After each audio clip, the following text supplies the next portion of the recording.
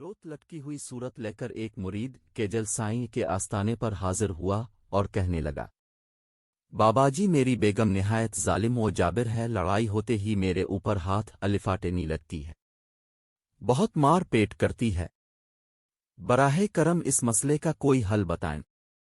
Casual سائیں نے مرید کا چہرہ بغور دیکھا اور جواب دا، دیکھ بچہ، اگر وہ ایک ہاتھ اٹھاتی ہے تو تاؤ آگے سے دونوں ہاتھ الفاٹے لیا کر۔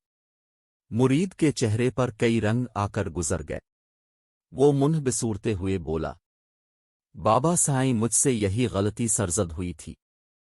پھر 7 دن بعد جیسے ہی ہوش آیا سیدھا آپ کے قدموں میں آ گرا۔ کیجل سائیں چونک گیا اور کہنے لگا، بالک ہاتھ اٹھانے کا بھی طریقہ ہوتا ہے، طریقے سے اٹھایا کر زندگی سکون سے گزرے گی۔